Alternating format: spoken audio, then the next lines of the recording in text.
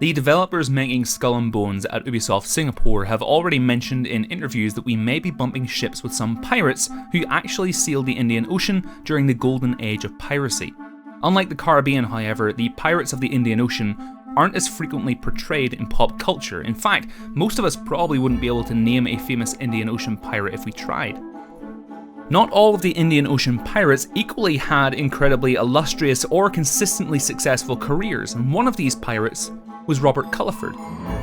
Born in Cornwall, Robert Culliford first began his pirate career aboard a French privateer vessel, St. Rose, in 1689. It was aboard this ship that Culliford met the man who would go on to become an infamous pirate, William Kidd.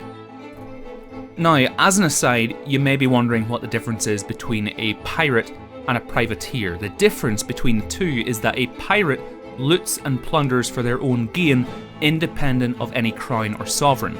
A privateer is more or less a pirate that is being paid and commissioned, although mostly secretly, by a government to disrupt the maritime affairs of a rival foreign power. Now this is important because as Culliford and Kidd served under the French privateer vessel, the War of the Grand Alliance broke out.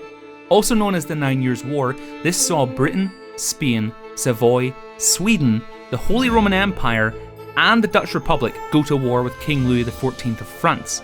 Now, as Englishmen aboard a French privateer vessel, Culliford, Kidd, and their English crewmates mutinied and took control of the ship with Kidd as the captain and renamed it the Blessed William. A few months later though, Robert Culliford led his own mutiny against Kidd and they instead installed William Mason as captain. Culliford's loyalty to Kidd obviously didn't last very long for some reason, we don't know why. But under Mason's captaincy, Culliford sailed around the Caribbean, sacking ships as they went, and was even tasked and commissioned by the governor of New York to lay waste to 2 French-Canadian towns. Now this initial success, however, was halted when Culliford and his fellow pirates sailed to India. They landed at Mangrol, a small port on the western coast of India, in 1692, and began robbing and terrorising the local population.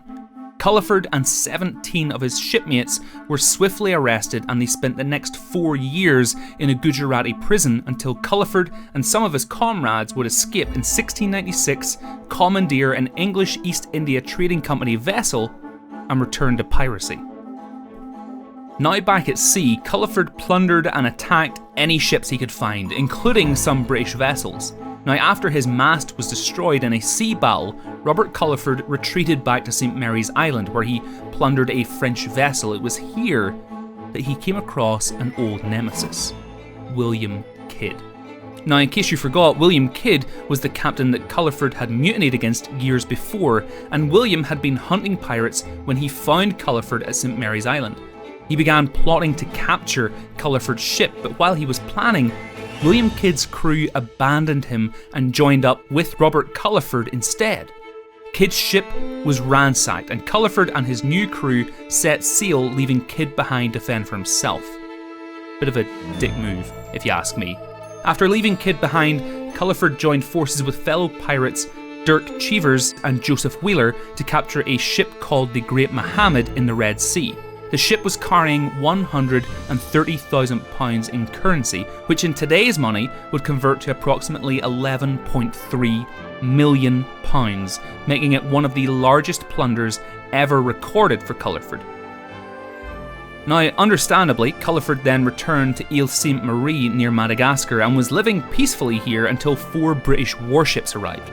The British troops offered the pirates living on the island a royal pardon. It's not said what their other option was, but one can assume it was either take the pardon or be hanged, really. Regardless, Culliford accepted the pardon but was arrested anyway. He was tried for piracy and was to be hanged for plundering the Great Mohammed, but was saved as he was needed in the trial of Captain Samuel Burgess, an old crewman of William Kidd.